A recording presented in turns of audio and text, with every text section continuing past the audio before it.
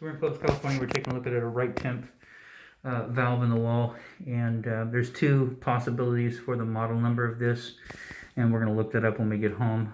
What you've got, as you can see here, is a diverter built right into the valve, and it's smooth. So there's two styles. One is a smooth shank, which has been upgraded and changed to a different one, but the other one is splined, so it's got little keys all the way around.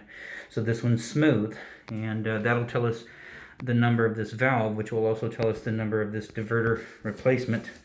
So that piece, you'll need a wrench to get in there, slide over this whole assembly, get in there and unscrew it, take it out, put a new one in if needed. Right now they're just having trouble with it dripping, and so based on that, Kohler recommends replacing this outer cap.